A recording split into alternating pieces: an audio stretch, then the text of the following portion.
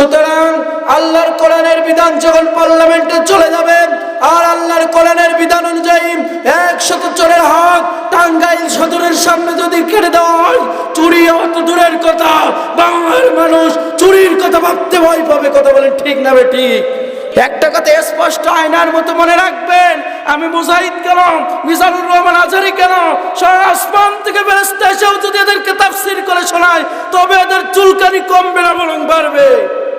সম্মানিত ভাইরা আমার, দুধকে মেডিকেল সায়েন্সের পরিভাষায় আদর্শ খাবার বলা হয়।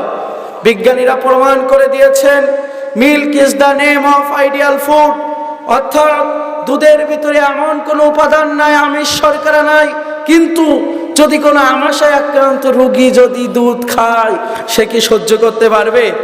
সকলে বলেন সহ্য করতে পারবে? পারবে না। আমাশায় আক্রান্ত রোগী আছেন যারা, ডাক্তার কিন্তু এরকম একটা প্রেসক্রিপশনের নিচে সুন্দর করে লিখে দেয়, আমাশায় আক্রান্ত রোগী আছেন যারা দুধ খাবেন না তারা। ঠিক না বেটে? আমাশায় আক্রান্ত রোগী যেমন দুধের ভিটামিন সহ্য করতে পারে না, মুনাফিক আমার আল্লাহর কোরআন সহ্য করতে পারে না। ঠিক না বেঠিক? মুনাফিকদের সর্দার আব্দুল্লাহ বিন উবাই তার সৈন্যদেরকে নিয়ে উহুদের ময়দান থেকে ভেগেছিলাম, কিন্তু সৈন্যদের আন্দোলন কমে নাই, বরং তীব্র হয়েছিল। ঠিক আজকেও যারা আলেমদেরকে মিথ্যা মামলা দিয়ে, মিথ্যা হামলা দিয়ে, জেল দিয়ে, জরিমানা দিয়ে কোরআন এবং সুন্নাহর আলোচনাকে স্তব্ধ করে দিতে চেয়েছিল, ইতিমধ্যে প্রমাণিত হয়েছে আল কোরআনের সৈনিক যারা গোটা পৃথিবীর প্রতিটি অঙ্গন নিয়ন্ত্রণ করতে পারে তারা। সম্মানিত ভাইরা আমার, কেননা মুসলমান জীবন দিতে জানে, মুসলমান শহীদ হতে জানে, কিন্তু একটা সেকেন্ডের জন্য বাতিল শক্তির কাছে মুসলমান মাথা নত করতে জানে না। মুসলমান স্বাধীনতা লক্ষ্যের যুদ্ধের সময় 2 লক্ষ রক্ত দিয়েছে, কোটা আন্দোলনের সময় হাজার হাজার ছাত্র জনতা জীবন দিয়েছে। একটা কথা মনে রাখবেন, মুসলমান জীবন দেবেন, শহীদ হবে, কিন্তু বাতিল শক্তির কাছে একটা সেকেন্ডের জন্য মুসলমান মাথা নত করবে না। ও টাঙ্গাইলের মুসলমান, টাঙ্গাইলের মধ্যে মুজাহিদ ভাইদের রক্ত রঞ্জিত হয়েছে টাঙ্গাইলের মাটি, সেই সমস্ত ভাইদের রক্তের দাগ এগুলো শুকায় না। সেই সমস্ত ভাইদের রক্তের উপর দাঁড়িয়ে দিন ইসলাম বিজয়ের জন্য যদি ঘর ছাড়তে হয়, বাড়ি ছাড়তে হয়, টেকনাফ থেকে তেতুলিয়া, রূপসা থেকে পাথুরিয়া, সুন্দরবন থেকে বান্দরবন, বুকের তাজা রক্ত যদি বাংলার জমি ঢেলে দিতে হয়, কে কে রাজি আছেন? 2টি হাত তুলে মালিককে দেখায় দেন। প্রথমে আপনাকে আমাকে 5টি বিষয় জানতে হবে। সকালে বলেন তো কয়টি বিষয় জানতে হবে? 5টি বিষয় আপনাকে আমাকে জানতে হবে। 1 নম্বর, আমরা যে সূরা সম্পর্কে জানবো, সেই সূরার পরিচিতি আপনাকে আমাকে জানতে হবে। আমার দিনী ভাইরা, আমি আপনাদের সামনে যে কুরআনুল কারীমের সূরাটি তেলাওয়াত করেছি, এটি 114টি সূরার ভিতর থেকে 74 নম্বর সূরা। এই সূরার আয়াত আছে 56টি, রুকু আছে 2টি, বাস এতটুকু পরিচয় জানলে হয়ে যাবে। এইবার 2 নম্বর বিষয় হচ্ছে সূরার নামকরণ। আমার দিনী ভাইরা, এই সূরার 1 নম্বর আয়াত আল্লাহ পাক রব্বুল আলামিন যে আয়াত নাজিল করেছেন, ইয়া আইয়ুহাল মুদ্দাসসির, এই মুদ্দাসসির শব্দের অর্থ হচ্ছে কম্বল দিয়ে নিচে থাকা ব্যক্তি। আল্লাহ পাক রব্বুল আলামিন এই মুদ্দাসসির শব্দ থেকে মুদ্দাসসির নামকরণ করেছেন। আমার দিনী ভাইরা, 3 নম্বর হচ্ছে শানে নুজুল। তাফসীর জানার জন্য শানে নুজুল জানার গুরুত্ব অনেক। আমার দিনী ভাইরা, এই সূরার শানে নুজুল যদি আপনি আমি জানতে চাই, বুখারী শরীফের 3 নম্বর হাদিস আপনাকে আমাকে দেখতে হবে। যেহেতু শানে নুজুলের অনেক লম্বা, আমি অত সময় পাবো না, এজন্য সংক্ষেপে টেনে আমি আমার মূল আলোচনার দিকে চলে যেতে চাই। আমার দিনী ভাইরা, জনাবে মুহাম্মদুর রাসূলুল্লাহ যখন জন্মগ্রহণ করলেন, জন্মগ্রহণ করার পর 1 2 3 4 5 করতে করতে দীর্ঘ 17 বছর যখন বয়স হয়ে গেল, তিনি লক্ষ্য করলেন মক্কার বুকে অন্যায়, অত্যাচার, জুলুম আর নিপীড়ন ছাড়া আর কিছু নাই। আমার দিনী ভাইরা, জনাবে মুহাম্মদুর রাসূলুল্লাহ সাল্লাল্লাহু আলাইহি ওয়াসাল্লাম এইবার চিন্তা করলেন, এই অন্যায়, অত্যাচার, জুলুম আর নিপীড়ন কিভাবে দূর করা যায়, কিভাবে দূর করা যায়, কিভাবে দূর করা যায়। আমার দিনী ভাইরা, নবী মুহাম্মদুর রাসূলুল্লাহ সাল্লাল্লাহু আলাইহি ওয়াসাল্লাম এবার একটি পরিকল্পনা করলেন। পরিকল্পনা করে একটি সংগঠন তৈরি করলেন। এই সংগঠনের নাম দিলেন হিলফুল ফুজুল। বুঝে থাকলে বলেন তো দেখি এই সংগঠনের নাম কি? হিলফুল ফুজুল সংগঠন দিয়ে সমাজের বুকে শান্তি আনার চেষ্টা করলেন, কিন্তু কোনোভাবে সমাজের বুকে শান্তি আনতে পারলেন না, শান্তি আনতে পারলেন না। আমার দিনী ভাইরা, আজকেও গোটা দুনিয়ার দিকে তাকিয়ে দেখেন, গোটা দুনিয়া অশান্তির দাবানলে জ্বলতেছে।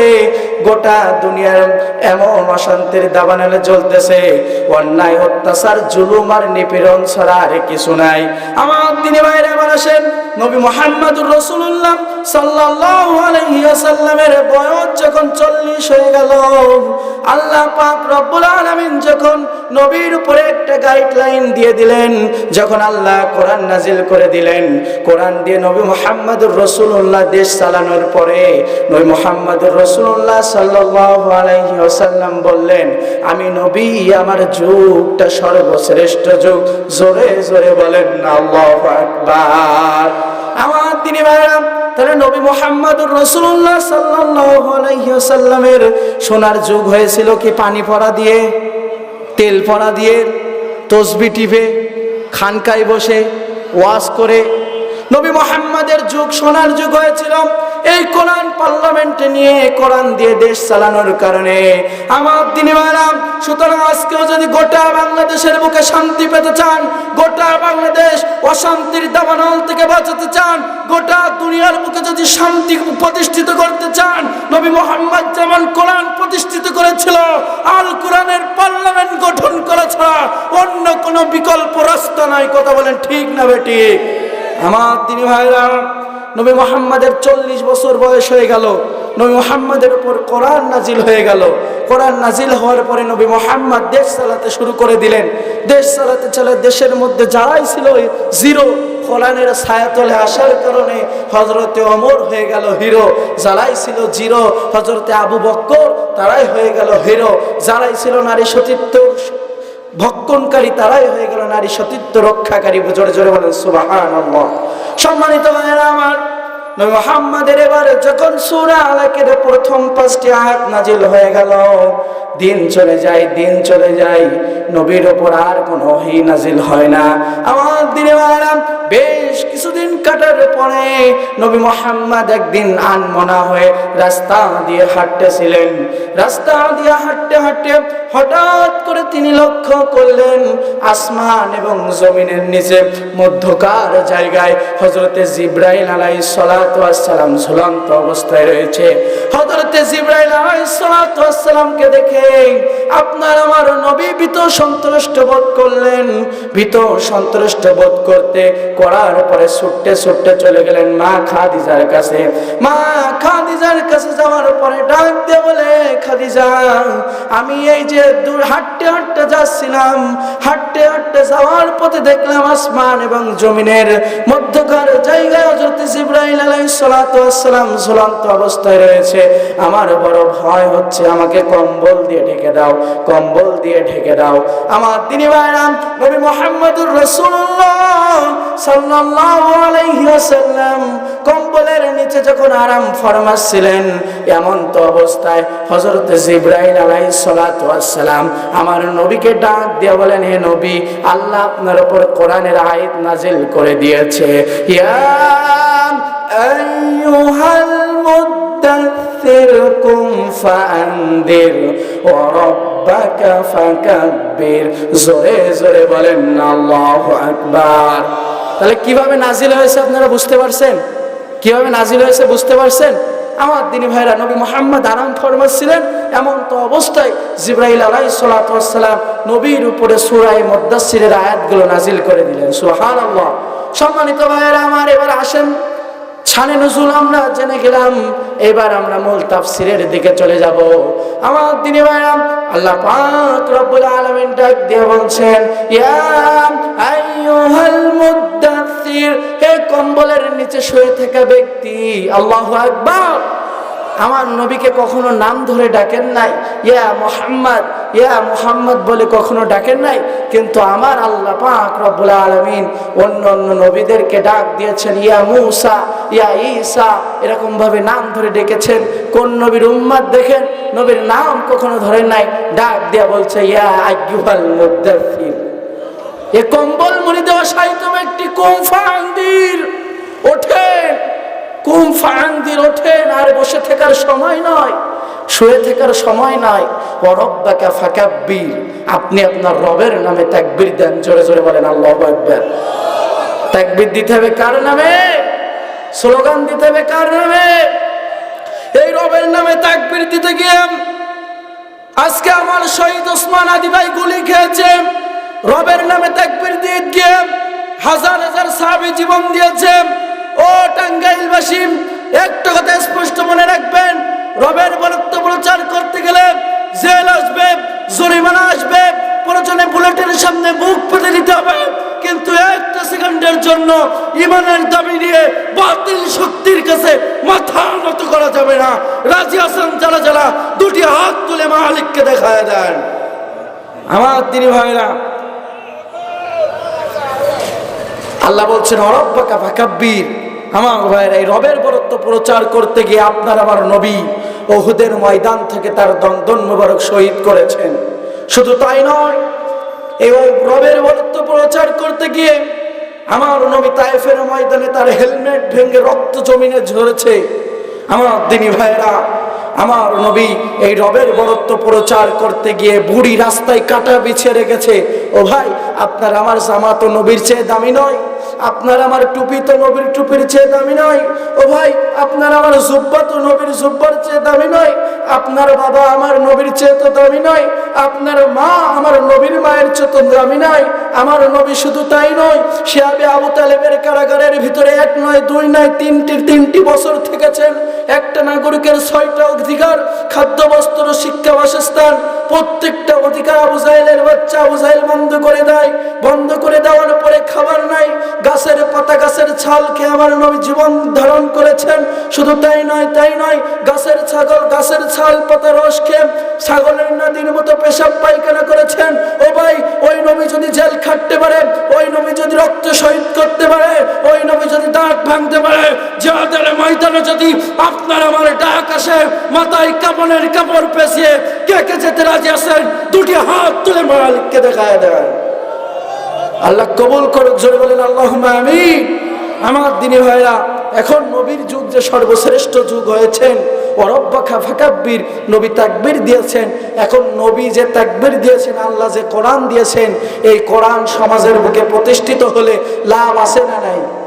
সবাই বলেন আছে না নাই? আল্লাহর কোরআন যদি সমাজে প্রতিষ্ঠিত হয়, সুশাসন যদি সমাজের বুকে প্রতিষ্ঠিত হয়, প্রধান বড় বড় লাভ হচ্ছে 5টি। বলেন কয়টি? অনেকগুলো লাভ আছে, তার মধ্যে প্রধান লাভ হচ্ছে 5টি। এই প্রধান লাভের 1 নম্বর হচ্ছে চুরি থাকবে না। কি থাকবে না? সবাই বলেন, চুরি থাকবে না। আমার দিনী ভাইরা, আল্লাহ যে কথা বলছেন, আনাকিমুদ্দিনা ওয়ালা তাতাফাররাকু ফি, ও নবী আল্লাহর জমিনে আল্লাহর দ্বীন প্রচারের কাজ করেন, আল্লাহর দ্বীন ব্যবস্থা পরিচালনার কাজ করেন, তাহলে আমি আল্লাহ স্বয়ং আপনাকে রহমত নাযিল করে দেব।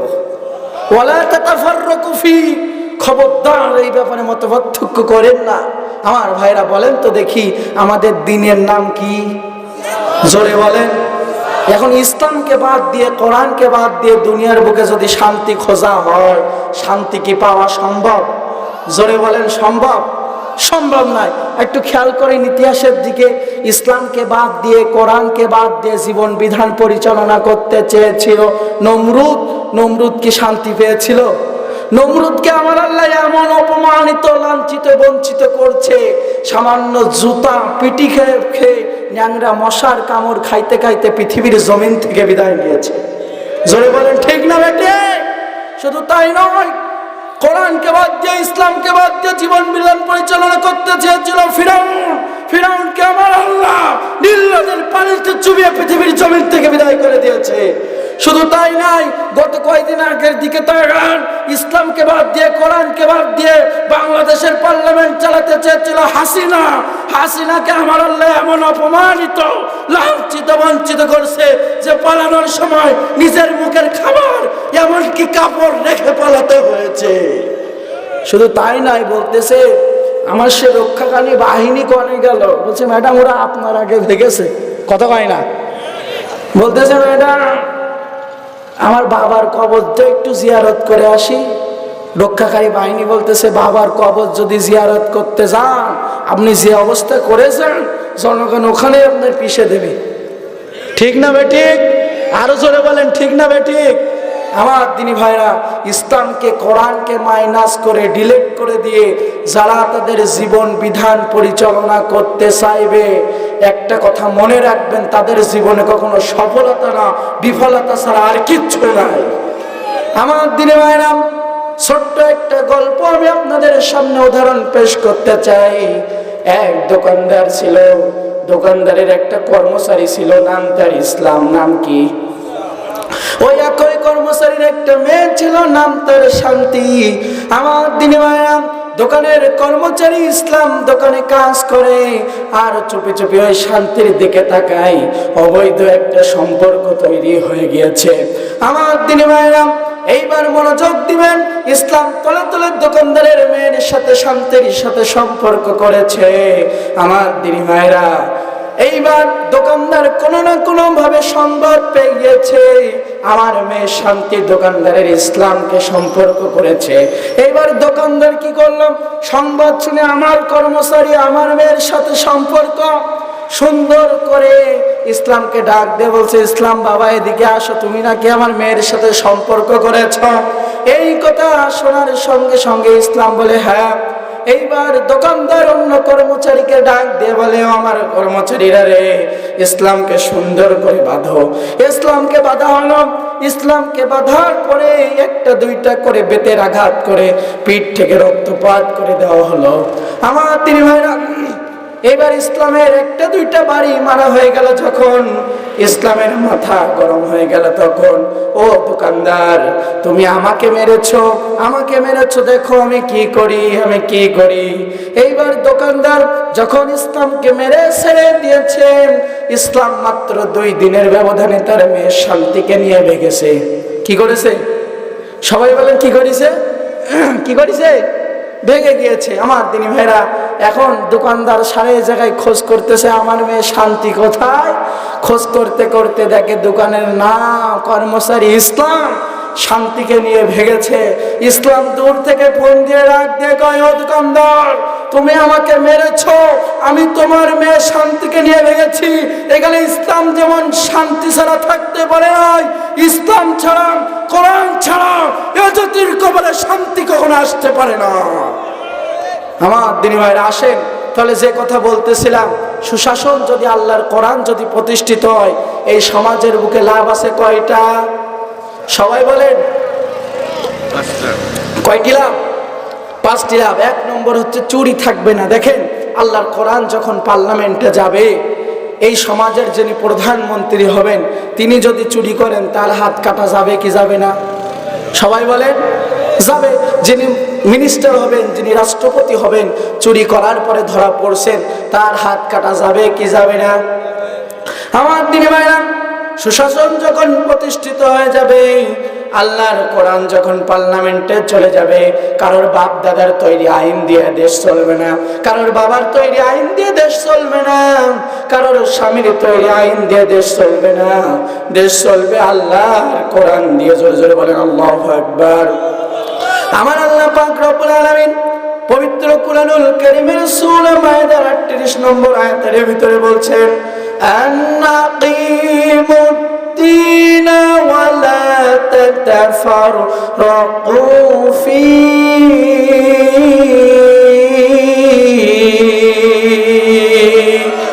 আল্লাহ পাক রব্বুল আলামিন বলছেন যদি কোনো ব্যক্তি চুরি করে ধরা পড়ে, হোক সে নারী হোক সে পুরুষ, তার হাত কেটে দিতে হবে। এই বিধানটা কার?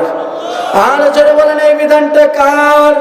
সুতরাং আল্লাহর কোরআনের বিধান যখন পার্লামেন্টে চলে যাবে আর আল্লাহর কোরআনের বিধান অনুযায়ী 100 চোরের হাত টাঙ্গাইল সদরের সামনে যদি কেটে দেওয়া হয়, চুরি অত দূরের কথা, বাংলার মানুষ চুরির কথা ভাবতে ভয় পাবে। কথা বলেন ঠিক না বেঠিক? আমার দিনে ভাইরা তার বাস্তব প্রমাণ আমি আপনাদের সামনে তুলে ধরতে চাই। আল্লাহর নবী কোরআন দিয়ে দেশ চালাচ্ছেন, গোটা দুনিয়ার বুকে শান্তি আর শান্তি, কোথাও কোনো অশান্তি নাই। শান্তির ভিতরে বনু মাখজুমিয়া গোত্রের একটা মেয়ে, নাম তার ফাতেমা। নাম কি? সবাই বলেন। নাম তার ফাতেমা। এই ফাতেমা চুরি করে ধরা পড়েছে। কুরাইশদের উত্তরসূরি, নবীর বংশের লোক, ব্যাপক একটা প্রভাবশালী বংশের লোক। এখন আল্লাহর নবীর কাছে বিচার দিয়েছেন। ওগো আল্লাহর নবী, আপনার কাছে আমরা বিচার দিলাম। হায় আল্লাহর নবী, আপনার কাছে বিচার দিলাম, এই বনু মাখজুমিয়া গোত্রের মেয়ে ফাতেমা চুরি করে ধরা পড়েছে, আপনি তার বিচার করেন। আল্লাহর নবী সঙ্গে সঙ্গে একটা বিচার দিয়ে দিলেন সূরা মায়েদার 38 নম্বর আয়াতের আলোকে। ওই মেয়ে যাই হোক না কেন ওর হাত কেটে দাও। আল্লাহু আকবার বলেন। বনু মাখজুমিয়া গোত্রের মেয়ের হাত কেটে দাও। সমস্ত সাহাবীরা আমার হতভম্ব হয়ে গেল, অবাক হয়ে গেল, তাজ্জব মেরে গেল। বনু মাখজুমিয়া গোত্রের মেয়ে, উচ্চ প্রভাবশালী ব্যক্তির মেয়ে, এর যদি হাত কেটে দেয় তাহলে ইসলামের তো ক্ষতি হতে পারে। আমার ভাইরা একটু খেয়াল করবেন। মনে করেন এই টাঙ্গাইল সদরের এক ব্যাপক বড় এক নেতা, এখন এই নেতার ছেলে চুরি করে ধরা পড়েছে। রাষ্ট্রের বিধান অনুযায়ী নেতার ছেলের হাত কাটার অর্ডার এসেছে। অর্ডার আসার পরে এখন নেতার ছেলের যদি হাত কাটে, নেতা কি ঠান্ডা থাকবে? কতক্ষণ ঠান্ডা থাকবে? নেতা আমার ছেলের হাত কাটে না, নেতা কে পালি কি করা যায়, গোটা দরকার 10 জনকে গুলি করবে, তাও ভালো, ও নেতার ছেলেকে বাঁচাবে। ঠিক না ঠিক? সমস্ত সাহাবীরা আমার অবাক হয়ে গেল, কি ব্যাপার, এত উচ্চ প্রভাবশালী ব্যক্তির মেয়ে, বনু মাখজুমিয়া গোত্রের মেয়ে, এর হাত কেটে দিবে বিশ্বনবী? আবার মেয়েটার বিবাহ হয় না, আবার তো বিবাহ হবে না, কি করা যায়? এখন সমস্ত সাহাবীরা এই চিন্তায় পড়ে গেছে। চিন্তায় পড়ে যাওয়ার পরে সাহাবীরা চিন্তা করতে করতে করতে করতে বলল, একজন নবীর কাছে সুপারিশ করা যাক। এখন নবীর কাছে সুপারিশ করবে কে? সাহস কি কারোর আছে? কারণ আছে? যায়েদ রাদিয়াল্লাহু তাআলা আনহুর ছেলে, নাম তার উসামা, সম্পর্কে নবীজির নাতি হয়। এখন নাতির সাথে কিন্তু দাদার সম্পর্ক, নানার সম্পর্ক একটু বেশি গাঢ় হয়।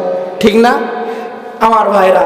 এখন সমস্ত সাহাবীরা তাকে ধরছে, ও সাহাবীরা, ও উসামা, মেয়েটার বিবাহ হয় না রে উসামা, একটু নবীর কাছে একটু সুপারিশ করো না, নবী যদি তার হাত না কেটে অন্য কোনো শাস্তি দেয়। আল্লাহু আকবার বলেন।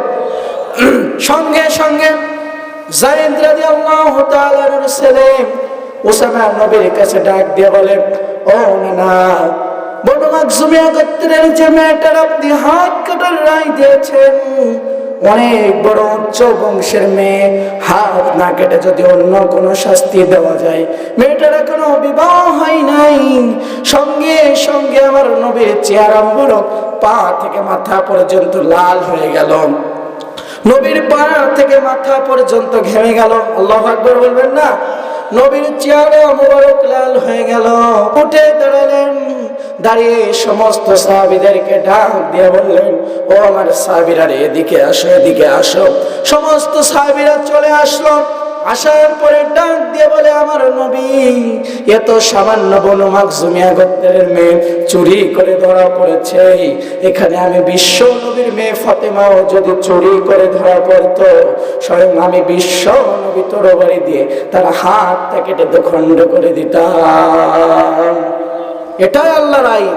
তাহলে আল্লাহর আইন যদি পার্লামেন্টে চলে যায়, এই সমাজের বুকে সুদ থাকবে না, ঘুষ থাকবে না, চুরি থাকবে না। সুতরাং এ জাতির সুদ ঘুষ যদি বন্ধ করতে চায়, আল কোরআনের পার্লামেন্ট গঠন ছাড়া অন্য কোন রাস্তা খোলা নাই। কথা বলেন ঠিক না বেটি?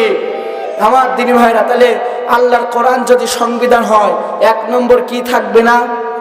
সবাই বলে, চুরি থাকবে না। 2 নম্বর, এই সমাজের বুকে মাদক থাকবে না।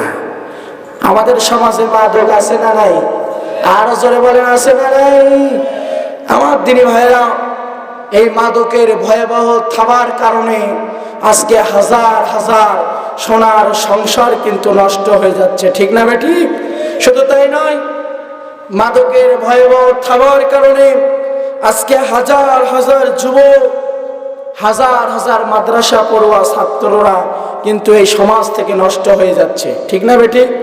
মাদকের কারণে বউকে ধরে মারছে, মাদকের কারণে সন্তানকে ধরে মারছে, মাদকের কারণে বিভিন্ন ধরনের নির্যাতন হচ্ছে, ঠিক কিনা? আমার ভাইরা, আল্লাহর কোরআন যখন পার্লামেন্টে চলে যাবে, মাদকের বিরুদ্ধে কোরআনুল কারিমের ভিতরে আয়াত আছে না নাই? আর জোরে বলেন, আছে না নাই? আল্লাহ পাক রব্বুল আলামিন পবিত্র কোরআনুল কারিমের ভিতরে সূরা মায়েদার 90 নম্বর আয়াতে কত সুন্দরভাবে জানিয়ে দিচ্ছেন, হে মুমিনগণ, নিশ্চয়ই মদ, জুয়া, প্রতিমা, বেদী, ভাগ্য নির্ধারণ করো সবগুলো আপনাদের জন্য হারাম করা হয়েছে, সুতরাং এগুলো আপনারা পরিহার করুন। এখন এগুলো হারাম কাজ, শয়তানের কাজ। আমার দিনী ভাইরা, আল্লাহ রাসূল সাল্লাল্লাহু আলাইহি ওয়াসাল্লাম কোরআনুল কারীমের ভিতরে বলেন, যদি কোনো ব্যক্তি মদ সেবন করে আর মাদকের সাথে সম্পৃক্ত থাকে, ইসলামী কোরআনের আইন অনুযায়ী তাকে ধরো আর ধরে 80টা বেতের আঘাত করে। আইনটা কার? তাহলে যদি কেউ মাদক পান করে আর মাদকের সাথে সম্পৃক্ত থাকে, তাহলে কয়টা বেতের আঘাত করতে হবে? সবাই বলেন আরো জোরে। ঘুম আসতেছে? তাকবীর দেন তো, নারায়ে তাকবীর। সাউন্ড হবে না, নারায়ে তাকবীর।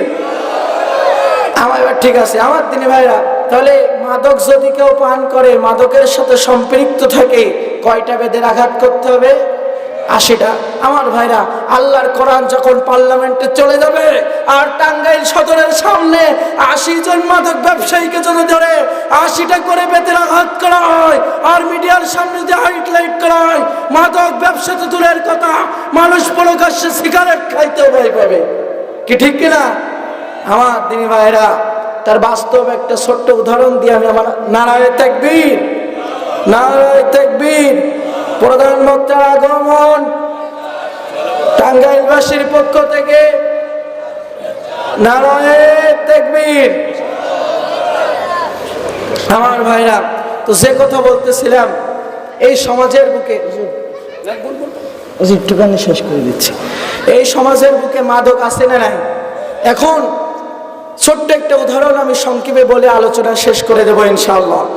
আমার দিনী ভাইরা, খলিফাতুল মুসলিমিন আমিরুল মুমিনিন হযরত ওমর রাদিয়াল্লাহু তাআলা আনহু, রাষ্ট্রের রানিং প্রেসিডেন্ট, 1,500 বর্গ মাইলের যখন তিনি প্রেসিডেন্ট, আল্লাহর কোরআন দিয়ে দেশ চালাচ্ছেন, গোটা দুনিয়ার বুকে শান্তি আর শান্তি। আমার দিনী ভাইরা, এমন তো অবস্থায় একদিন দুপুর বেলায় তিনি খাবার খাচ্ছেন, খাবার খাইতে খাইতে হঠাৎ করে লক্ষ্য করলেন তার ছেলে দুইটা, একটার নাম হচ্ছে আব্দুল্লাহ আর একটার নাম হচ্ছে আবু শামা। এই আবু শামার গাল দিয়ে তিনি লক্ষ্য করলেন মদের দুর্গন্ধ বাইর হচ্ছে। আমার দিনী ভাইরা, খলিফাতুল মুসলিমিন আমিরুল মুমিনিন ডাক দিয়ে বলেন, ও বাবা, তুমি কি মদ পান করেছো? তুমি কি মদ পান করেছো? আমার দিনী ভাইরা, ওমর রাদিয়াল্লাহু তাআলা আনহুর ছেলে ডাক দিয়ে বললেন, ও বাবা, আমি তো মদ পান করি নাই, আমি মদ পান করি নাই, আমি একটু নাবিস পান করেছি। আমার দিনী ভাইরা, সঙ্গে সঙ্গে খলিফাতুল মুসলিমিন আমিরুল মুমিনিন হযরত ওমর রাদিয়াল্লাহু তাআলা আনহুর ছেলের কলার নবী চেপে ধরলেন। চেপে ধরে সঙ্গে সঙ্গে মসজিদের নববীর কাছে নিয়ে, আমি সংক্ষেপে বলতেছি যেহেতু প্রধান বক্তা চলে এসেছে, মসজিদের নববীর পিলারের সঙ্গে বেঁধে ফেলেছেন। পিলারের সঙ্গে বেঁধে সমস্ত সাহাবীদেরকে ডাক দিয়ে বললেন, ও আমার সাহাবীরা রে, নামাজের পরে একটা বিচার আছে, তোমরা সকলে বসে যাবা। সমস্ত সাহাবীরা গুনগুন গুনগুন করে ফিসফিস ফিসফিস করতে থাকে। এ তো ওমর রাদিয়াল্লাহু তাআলা আনহুর ছেলে, হয়তো তার বিচার না করে ছেড়ে দিবে। আবার অনেক সাহাবীরা আলোচনা করতে থাকে যে ওমরকে দেখলে শয়তান পর্যন্ত ভয় পায়, যে ওমরকে দেখলেন শয়তান এক রাস্তা দিয়ে 40 দিন পর্যন্ত যায় না, যে ওমরকে দেখলে শয়তান রাস্তা দিয়ে হাঁটা বন্ধ করে দেয়, ওই ওমর কখনো ছাড় দিতে পারে? পারে না। আমার দিনী ভাইয়েরা এবার খেয়াল করবেন, হযরত ওমর রাদিয়াল্লাহু তাআলা ইতিমধ্যে আসরের নামাজ শুরু হয়ে গেল। আসরের নামাজ শুরু হয়ে যাওয়ার সঙ্গে সঙ্গে নামাজ শেষ হয়ে গেল যখন, খলিফাতুল মুসলিমিন আমিরুল মুমিনিন হযরত ওমর রাদিয়াল্লাহু তাআলা আনহু সঙ্গে সঙ্গে তার ছেলে আবু শামার রায় দিয়ে দিলেন, ইসলামিক কোরআনের বিধান অনুযায়ী ৮০টা বেতের আঘাত করো, জল্লাদকে ডাকো। জল্লাদ চলে আসলো, জল্লাদের হাতে বেত, জল্লাদ এক থেকে শুরু করে এমন করতে করতে ৩টা বাড়ি মারলো। যখন খলিফাতুল মুসলিমিন আমিরুল মুমিনিনের পছন্দ হলো না, খলিফাতুল মুসলিমিন আমিরুল মুমিনিন ওমর রাদিয়াল্লাহু তাআলা আনহুকে ডাক দিয়ে বলেন, খলিফাতুল মুসলিমিন ডাক দিয়ে বলে, ও জল্লাদ, তোমার বাড়ি মারা আমার পছন্দ হয় না, বেতটা আমার হাতে দাও। আল্লাহু আকবার বলেন। কিন্তু ওই জল্লাদ অন্য একটা হাদিসের ভিতরে বর্ণনা করতেছে, আমি অন্যদিন যে বাড়ি মারি তার চেয়ে আমার গায়ে যে শক্তি ছিল, সর্বশক্তি দিয়ে আমি ওমরের ছেলের পিঠে বাড়ি মেরেছি। আমার দিওয়ানা এবার খলিফাতুল মুসলিমিন আমিরুল মুমিনিন হযরত ওমর রাদিয়াল্লাহু তাআলা আনহু তার হাত থেকে বেতটা কেড়ে নিয়ে ৩ থেকে শুরু করে ৪-৫ করতে করতে ১-২ করতে করতে ৩০টা বাড়ি মারা শুরু হয়ে গেল। যখন খলিফাতুল মুসলিমিন আমিরুল মুমিনিনের ছেলের পিঠ দিয়ে ফিনকি দিয়ে রক্ত বাইর হলে, তখন আমার দিনী ভাইরা দূর থেকে জরম দুঃখিনী মা এটা লক্ষ্য করলো। তখন জরম দুঃখিনী আবু শামার মা ছুটে এসে ডাক দিয়ে বলে, ওমর, আর মেরো না, আর মেরো না। আমি আবু শামার মা, যে ৩০টা বাড়ি তুমি মেরেছো, বাকি 50টা বাড়ির দরুন আল্লাহর রাস্তায় একটা করে উট সদকা আমি দিয়ে দিব। আল্লাহু আকবার। আমার দিনী ভাইরা, ওমর রাদিয়াল্লাহু তাআলা এবার ডাক দিয়ে বলেন, ও রাষ্ট্রের পাহাদার এই মহিলাকে ধরো। আল্লাহু আকবার। এই মহিলাকে ধরে অন্য জায়গায় নিয়ে যাও। আমি খলিফাতুল মুসলিমিন আমিরুল মুমিনিন, এখন রাষ্ট্রের প্রেসিডেন্ট, আমি বিচার করতেছি। এবার আবু শামার মাকে সরানো হয়ে গেল।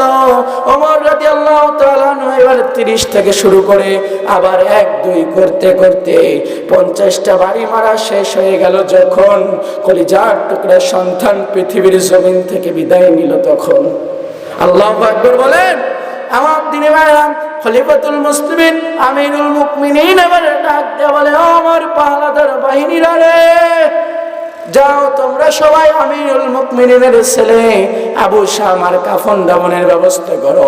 সমস্ত সাহাবীরা আবু শামার কাফন দাফনের ব্যবস্থা করলো। দাফন শেষে কবরস্থ করা হয়ে গেল। যখন খলিফাতুল মুসলিমিন ডাক দিয়ে বলে, সমস্ত সাহাবারা তোমরা চলে যাও, আমার কাজ এখনো শেষ হয় নাই। খলিফাতুল মুসলিমিন ওমর রাদিয়াল্লাহু তাআলা এইবার ওই বেতটা আবার নিলেন। বেতটা নেওয়ার পরে বাকি 50টা শুরু করে 1-2টা করতে করতে 80টা বাড়ি কবরের উপরে মারলেন। জোরে জোরে বলেন আল্লাহু আকবার। 82টা বাড়ি মারার পরে 2টা হাত মালিকের দরবারে চলে বলতেছে, মালিক, আমি আবু শামার বিচার দুনিয়া থেকে করে দিয়েছি, কাল কঠিন কিয়ামতের ময়দানে তুমি আবু শামাকে মাফ করে দিও। আমার দিনী ভাইরা, এইবার কবর থেকে সোজা বাড়ি চলে গেলেন।